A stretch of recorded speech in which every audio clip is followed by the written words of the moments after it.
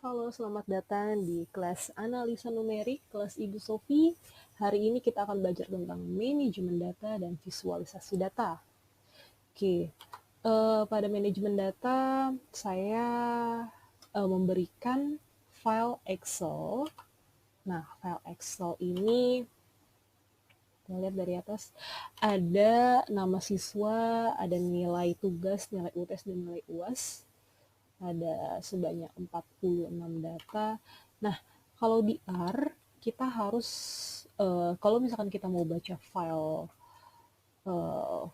Excel tersebut, kita harus import data. Nah, gimana cara import data untuk file Excel? Kita gunakan library-nya dulu. Read Excel. Oke, kita run. Lalu selanjutnya, data Excel yang tadi saya beri nama misal manajemen data. Oh iya, kalau ngasih nama di variabel di sini nggak bisa pakai spasi ya, jadi kalian pakai underscore. Manajemen data, read Excel, kalian kasih ketik dan kalian beri nama file tersebut itu ada di mana, lokasinya. Kalau saya biasanya pakainya properties sih. Nah, ini ada general, ada security. Saya ambil yang security. Jadi ini lokasinya ada di mana sih? Terus saya copy paste. Nah, slash-nya ini kan slash-nya ke kanan ya. Kita ubah jadi slash-nya kebalik. Jadinya ke kanan, kita jadi ke kiri. Karena ada beberapa komputer yang nggak mau baca untuk slash-nya ke kanan. Tuh. Nah, manajemen datanya udah di-run, berarti udah masuk nih udah di input saya. Sekarang kalau saya mau lihat, oke, inilah data saya. Nama siswa, tugas, UTS, dan UAS. Data-data yang terbaca di sini, ini namanya data frame. Gitu. Ya, data frame dari Excel. Nah, kalau kemarin kan pertemuan terakhir kita belajarnya data frame-nya kita bikin sendiri kan. Kalau di sini ceritanya kita dapat dari lapangan datanya. Oke, nah sekarang saya mau ajarkan gimana caranya kalau misalkan kita mau bikin diagram batang. Diagram batang dari data tersebut. Diagram batangnya berarti misal kita beri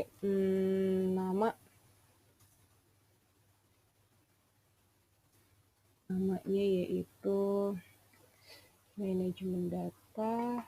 Namanya ini maksudnya nama siswa ya. Nama siswa, manajemen data. Nah, tadi kan di manajemen data kan kita punya 4 variabel ya. Ada variabel siswa berupa karakter, variabel tugas, variabel UTS, variabel UAS. Dan mereka adalah numerik. Kalau misalkan saya mau ngambil bagian nama aja, kita pakai dolar di sini. Jadi manajemen data, dolar, terus tadi apa?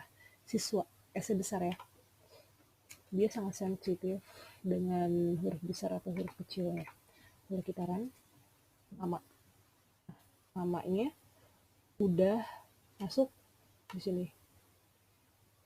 Kalau misalkan kita buka nama tuh isinya apa aja sih di sini nih. Jadi kalau misalkan kalian mau lihat nama tuh isinya apa aja sih variabel nama. Nah, inilah isi variabel nama kalian. Gitu. Nah, sekarang kalau misalkan saya mau ambil misalkan nilai UAS. Ups, jangan di sini. Kita taruh di sini aja. Nilai UAS. Nah, nilai UAS berarti kalau misalkan saya ambil nilai UAS-nya aja pakai dolar langsung keluar tuh UAS. Kita run. Nah, nilai UAS-nya Udah masuk ya, udah masuk ke input kita. Oke, nilai UAS. Sekarang kalau misalkan kita bikin bar plot, diagram batang. Diagram batang di sini ada code-nya, yaitu namanya bar plot. Bar plot dari apa? Kalian misalkan mau bikin diagram batang dari nama dan nilai UAS tersebut. Oke, berarti kan data kita adalah nilai UAS. Terus di sini X lab, ini tandanya X label. Sumbu X, kalian mau kasih labelnya itu apa? Labelnya itu adalah nama kan? Adalah nama. Kalau untuk nulis karakter jangan lupa kita pakai titik 2 terus koma. Terus kalau misalkan kalian mau namain sumbu y-nya, y lab, ini misalkan apa namanya, nilai UAS. Terus minnya itu adalah titelnya. Misalkan nilai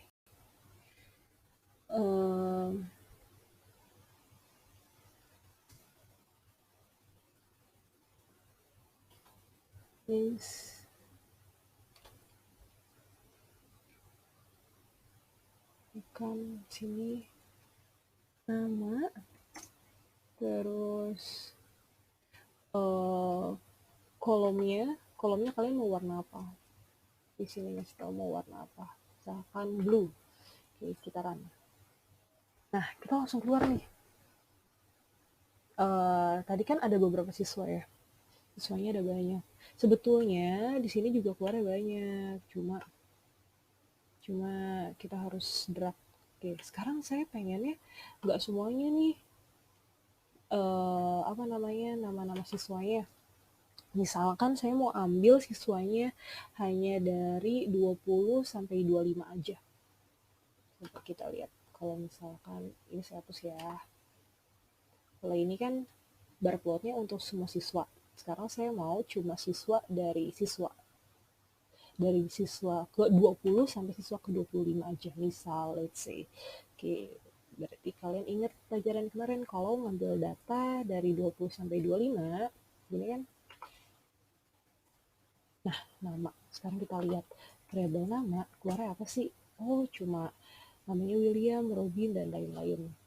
Sekarang nilai UAS-nya, of course, juga kita harus ambil nilai UAS dari 20 sampai ke 25 aja, dan banyak-banyak. Nah, nilai UAS-nya juga menyatakan nilai-nilai UAS dari si William, Robin, Eka, dan lain-lain. Sekarang kita run lagi untuk bar plotnya. Nah, kita dapat bar plot di sini. Oke, jadi ini adalah data ke 20, 21, 22, 23, 24, dan 25. Kita dapat diagram batangnya.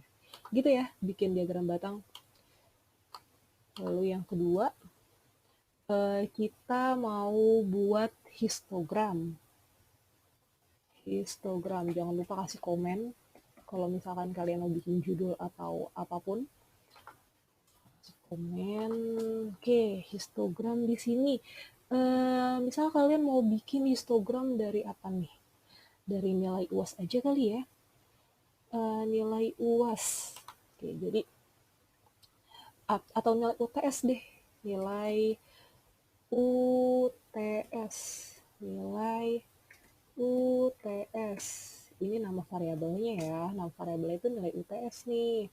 Sekarang saya mau ambil dari file manajemen data yang isinya hanya nilai UTS aja. Sekarang saya run. Oke. Saya run, berarti kalau misalkan kita ambil di sini Apa sih isinya nilai UTS itu? Nilai UTS. Nah, ini isi nilai UTS. Saya hapus saja diagram batangnya. Oke, sekarang kita udah punya yang namanya nilai UTS. Nih, di sini ya. Udah punya yang namanya nilai UTS. Sekarang saya mau bikin histogramnya. Histogram, kita pakai hist dari nilai UTS. Ups.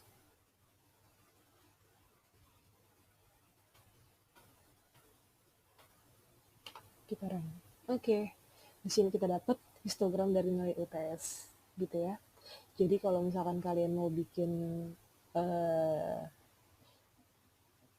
diagram batang atau yang namanya juga histogram, kalian bisa bikin dengan code seperti ini. Di sini menyatakan bahwa nilai yang dari 55 sampai 60 ada berapa orang ini ya? Antara 0 sampai 5 frekuensi. Frekuensi itu antara 0 sampai 5. Gitu.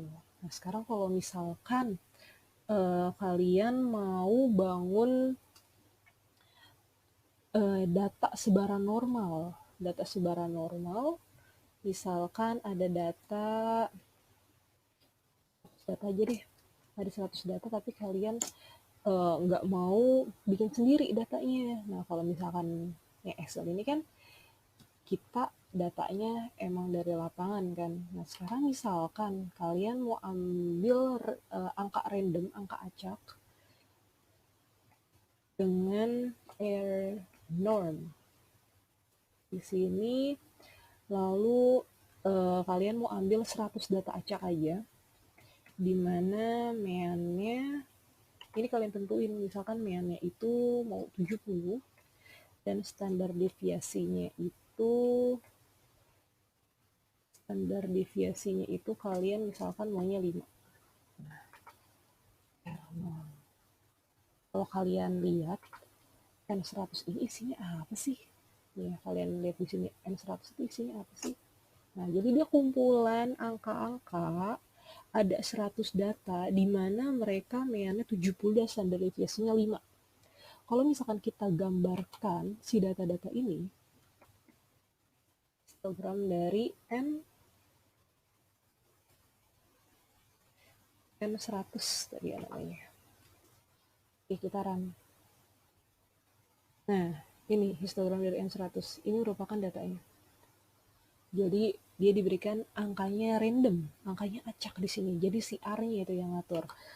Ini terlihat hampir normal ya, hampir normal. Oke, karena datanya 100. Dan saya dulu pernah bilang kalau misalkan datanya semakin banyak, dia akan terlihat semakin normal. Sekarang saya ambil data acak 1000 data normal, R norm, ambil 1000 data ya. Misalkan let's say minnya misalkan 45, lalu standar deviasinya misalkan berapa ya, 12, let's say. Sekarang kalau misalkan kita run, apa aja sih isi N1000 di sini aja ya. Kita kalau mau ngelihat apapun di bawah aja di konsol namanya. N1000. Isinya datanya apa aja sih? Wah. Ya tuh. Jadi kalian dikasih data dari 1 sampai 1000 data. Sekarang kalau saya gambarkan 1000 data tersebut dengan menggunakan histogram, kita lihat apa yang terjadi. Sekarang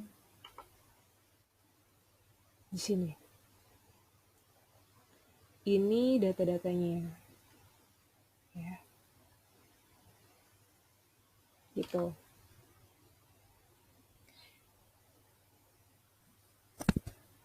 Kalau misalkan mau lebih kelihatan lagi sih 10.000. Coba ya. Saya iseng nih, 10.000. 10.000. Saya run Instagramnya. Ini saya hapus dulu deh. Oke. Ini 10.000 saya run. Lalu histogram N 10.000. Ya.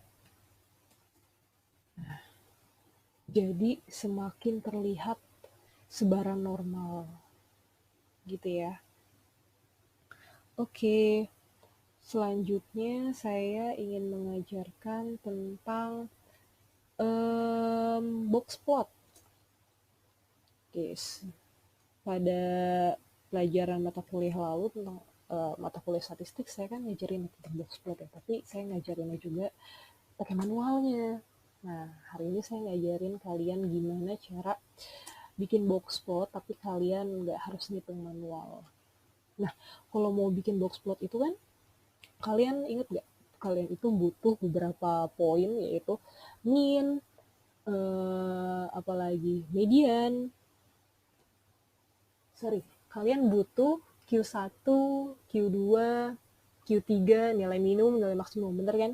Nah, kalau misalkan di sini, let's say kita mau ambil datanya, data nilai UTS aja deh. Data nilai UTS, tadi kan nilai UTS kita udah ada ya. Nah, ini nih, nilai UTS kita. Sekarang kita panggil lagi nih nilai UTS.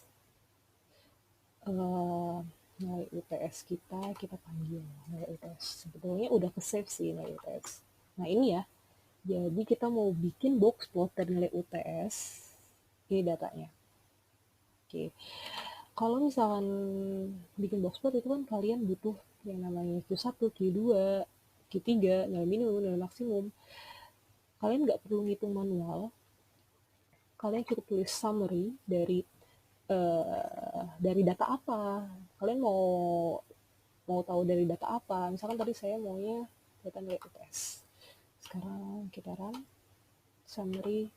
Nah, di sini kita langsung dapat nilai. Oh, ternyata dari nilai UTS tersebut nilai minimumnya 57, Q1-nya 67, Q2-nya segini, nilai median, Q3, dan nilai maksimum. Sekarang kalau misalkan kalian mau bikin box plotnya, berarti tinggal tulis box plot, B-nya kecil, box plot, nah langsung keluar sendiri dari data apa? Dari data tadi kan maunya nilai UTS. Sekarang kita run. Nah, di sini langsung keluar yang namanya box plot dari nilai UTS kalian. Nah, misal kalian pengen kalian pengen punya box plot dari nilai tugas, nilai UTS sama nilai UAS, misal ya. Oke. Kalau saya bikin dulu box plot. Tadi kan data-datanya kita ada nilai UTS, ada nilai UAS. Oke, sekarang saya ambil dulu. Saya mau bikin box plot dari nilai tugas. Manajemen data dari nilai tugas. Nah, terus saya mau kasih nama di atas box plotnya. Ini kan gak ada namanya ya, ini mau saya kasih nama nih ceritanya. Kalau mau kasih nama, tulisnya mean sama dengan petik 2 tugas. Nah, di sini box plot untuk tugas.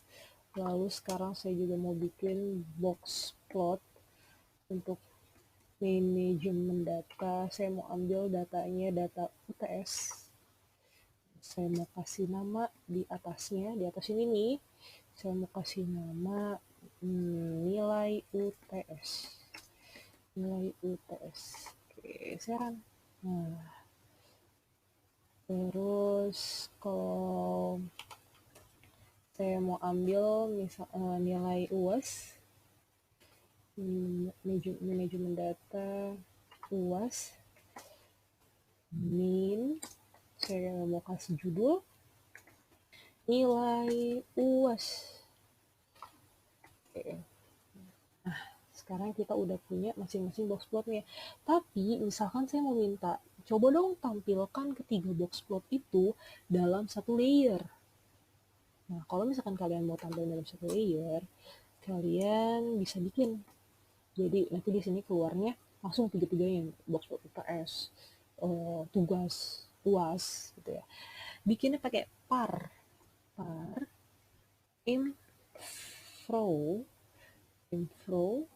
sama dengan C 1, 3. Maksudnya apa sih 1, 3? 1, 3 ini menandakan dalam satu baris ada 3 kolom. Jadi ada satu baris dan 3 kolom gitu. Karena kalau misalkan saya run semuanya, nah jadi ada 3 box plot dalam satu layer gitu ya. Jadi di sini tuh ada satu baris 3 kolom. Tahu kan satu baris 3 kolom itu bentuknya gimana? Tapi kalau misalkan saya ganti, misalkan 3 baris 1 kolom, berarti dia ngebentuknya ke bawah. Itu tandanya itu. Nah gitu. Jelas kan? Kalau jelek ini aja lah, 1 baris 3 kolom. Baris 3 kolom. Nah, cakep kan? Terus apa lagi ya? Mungkin ya, saya akan ajarkan kalian tentang pie chart ya. Pie chart.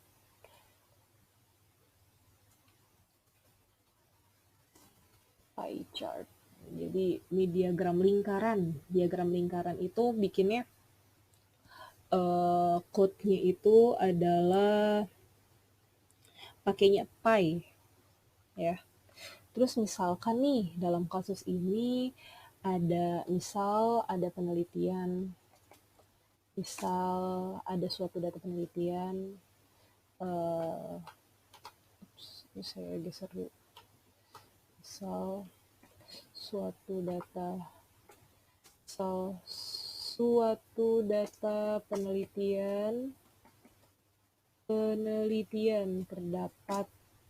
terdapat misalkan ada, jadi ceritanya ini adalah kuesioner terhadap alumni mesin, let's say ya, terhadap alumni mesin. Terus kita pengen tahu pekerjaan mereka tuh apa aja sih pekerjaannya. Kalau misal setelah disurvei, kita lihat, oh ternyata ada tuh yang jadi PNS, ada berapa orang? Misalkan ada 30 orang. Ini kasusnya ya, PNS 30 orang. Terus misalkan ada juga nih yang pengusaha itu 25 orang. Terus ada lagi lainnya itu apapun, mungkin dosen atau yang lainnya, pokoknya yang lainnya lah. Nah, sekarang kita buat dulu frekuensinya kita bikin sebuah vektor, yaitu ada berapa banyak orang di sana. Jadi kan kalau kita bikin vektor C ada 30, 25, dan 55 ya. Frekuensi. Jadi kalau run ini ya di blok di run. Tapi saya biasanya kalau pakai itu kontrol sama enter. Nah, kalau kita lihat di sini frekuensi kita apa sih? Ya udah 3 data tadi. Terus hapus dulu ya, biar nggak banyak yang ditampilkan. Oke, sekarang abis bikin frekuensi, kita bikin label untuk si pie chart-nya itu. Jadi kita mau namain tuh di pie chart itu ada vektor apa aja sih. Lagi-lagi kalau emang kalian mau nulis huruf later, kalian harus pakai petik 2 ya, karena dia karakter. Jadi ada PNS, ada pengusaha, satunya lagi ada ada lainnya ya. Jadi saya ada ada detektor label RAM. Oke. Udah masuk ke input ya, pasti kan udah masuk ke input nih. Frekuensi, label udah baca. Bentuknya karakter. Lalu selanjutnya misalkan saya mau bikin diagram lingkarannya itu, misal yang PNS itu warnanya biru, pengusaha itu warnanya misalkan hijau, yang lainnya misalnya warnanya kuning. Tahu kan diagram lingkaran yang bulat, yang kayak pizza itu. Nah, misalkan saya mau kasih warna, kalau nggak dikasih warna nanti warnanya jadi hitam putih aja. Tuh. Oke, misal saya mau bikin pakainya blue. Di sini saya mau ya green boleh atau red juga boleh. Red gitu. Sekarang oke, jadi pie chartnya kita bisa bikin pie. Ambil datanya tuh data yang mana? Kan yang data frekuensi kan.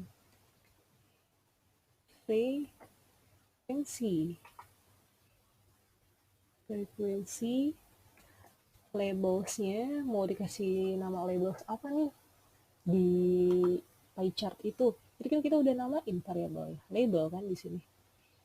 Kalau tadi kalian nulisnya huruf, ya berarti label sini juga nulisnya huruf gitu ya.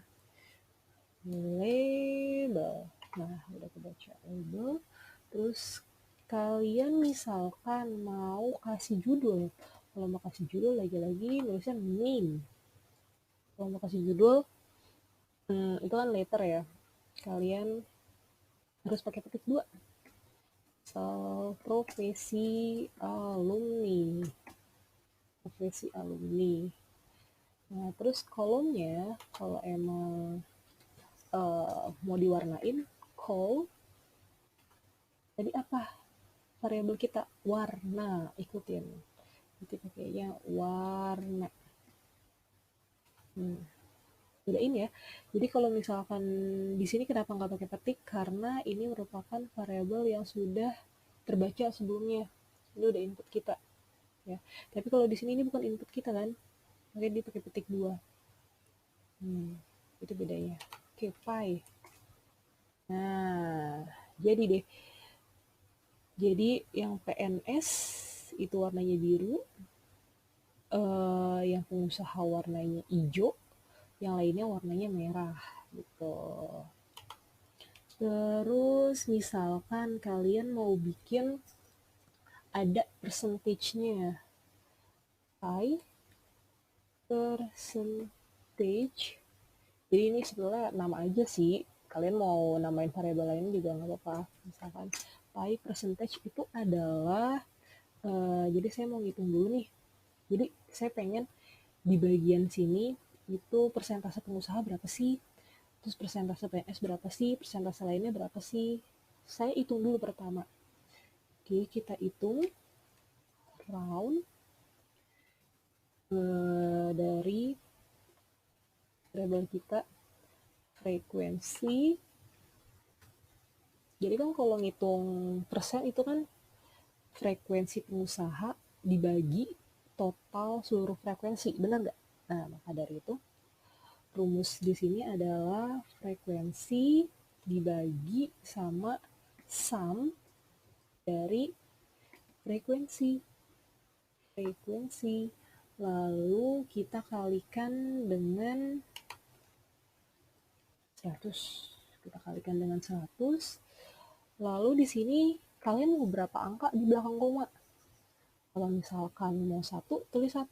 Tapi kalau misalkan kalian mau 2 angka di belakang koma, tulis 2. Kalau 3 angka di belakang koma, tulis 3. Terserah kalian kebutuhannya berapa. Oke, sekarang kita hitung dulu nih, pi percentage-nya berapa. Oh, udah biran. Sekarang kita lihat pi percentage-nya berapa sih? Pi percentage. Kita buka. Oh, ternyata nilai yang PNS itu 27 something, terus nilai yang pengusaha itu 22, dan nilainya itu 50% gitu. Nah, tapi saya juga pengen nih di tulisan pay percentage ini ada tulisan persennya gitu. Jil banget ya emang, pengen ada apa namanya tanda persennya. Jadi kalau misalkan mau saya namain pay label, ini terserah namanya apapun, pay, karena ini cuma namain variabel aja. Pay label, paste, pay percentage. Tadi pay percentage kita ini, pay percentage kita mau tambahkan dengan tanda persen. Nah, kita mau tambahkan tanda persen, pay label. Sekarang kita run, pay label kita jadinya apa ya? Nah, jadi deh, jadi yang tadinya nggak ada persennya, sekarang jadi ada, gitu. Jadi kalau misalkan mau menambahkan tanda, ini code-nya ya, paste variabelnya apa, koma, terus mau dikasih tanda apa. Nah, sekarang saya mau bikin diagram pie-nya, jadinya kan frekuensi. Nah, ini saya bikin diagram pie lagi yang seperti ini, tapi dalam keadaan labelsnya itu kan yang baru, ya nggak? Labelsnya itu udah jadi pie label, karena dia udah ada persennya gitu. Kalau yang tadi kan ini belum ada persennya. Label, terus tetap mainnya itu adalah profesi alumni, terus profesi alumni, terus call-nya itu warnanya tadi kita nggak ubah kan. Nah,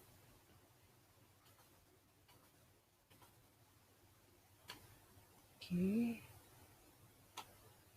kita buat.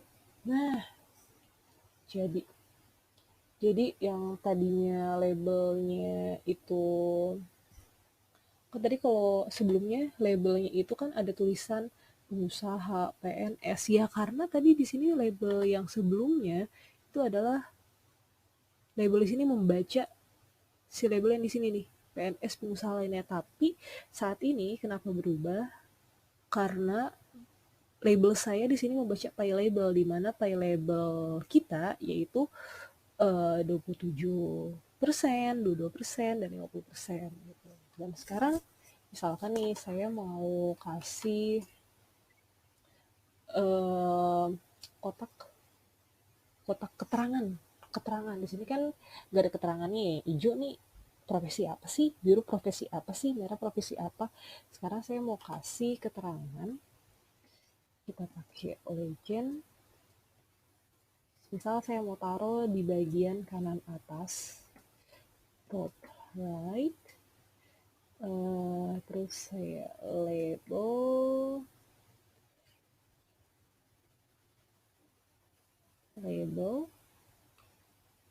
kita apa tadi. Nah, ini nih, tadi kan jadi saya itu mau bikin kotak di sini. Saya mau, jadi biar orang tahu hijau itu adalah pengusaha, biru itu adalah PNS, merah itu adalah lainnya.